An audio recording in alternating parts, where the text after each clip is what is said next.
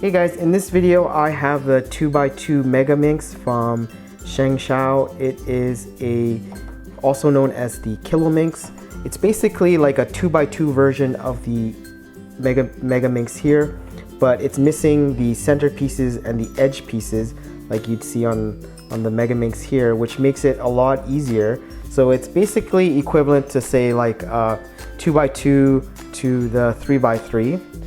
So the same concept here with the 3x3, it has basically the corner pieces and the edge pieces and the center piece, but the 2x2 version of the cube only has essentially just the edge pieces without the center or the edge pieces. So in this video I'll show you how I solved the 2x2 Megaminx. Basically it's a very simple method in that it only needs one algorithm for the very last layer. So to start, really all you need to do is solve the first layer, this first side here, and then it'll tell you what color the adjacent sides are. And then the next thing you need to do is solve these 6 corner pieces, like right here, around the cube itself. And then you solve the corner pieces that are in between those 2 corner pieces. So, and then after you're done that, you basically have the last layer, which requires an algorithm, R prime, D prime, R, D. So that's basically the steps that are required to solve this. So first layer, second layer, third layer, and then the final layer itself. So I'm gonna scramble the cube and show you how I do it. So after scrambling the cube, the very first thing that I do is solve for one side, and once I solve for one side, I'm able to figure out what color the adjacent sides are. So here, the color I usually choose is white. So let's start solving for the white. It's the same way, basically the same way solving for the bottom, the white for a 2x2. So basically look for the white pieces and match them up. And we need one that has white and yellow. So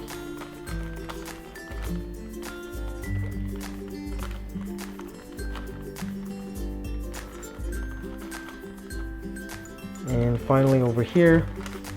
So once you have all the white face solved, you can see that it tells you what color the adjacent sides are. And the next thing we want to do is solve essentially these pieces here, these corner pieces, right? So let's start off with this. This is actually red and blue, so we need a red and blue piece, which is over here. And we just have to orientate it the right way. And then the next piece is we need a corner piece that is blue and yellow to match up with that, and it's over here. And we just have to orientate it the right way. And the next piece is a yellow and purple piece, which is over here. And we will slot it in there. And then we have a purple and green. So we'll need to look for purple and green.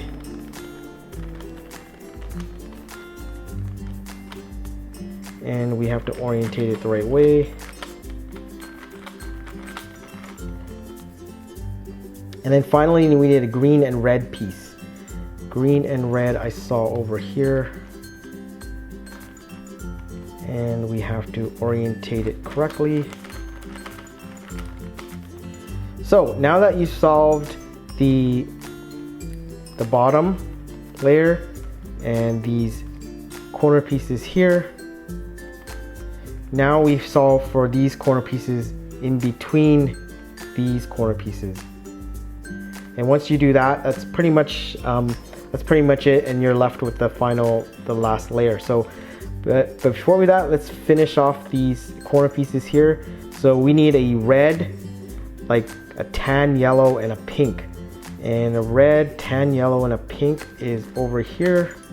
And you want to slot that in there. So corner placement in there. And now we need a blue, pink, and green. Blue, pink, and green.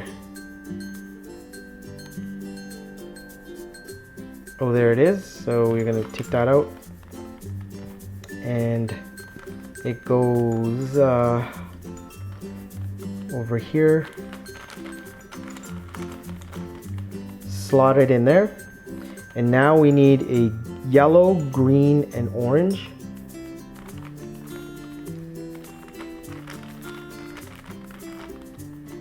And next we need a orange, purple, and blue. So you want to slot that in there. And then finally we need a green, blue, and tan yellow.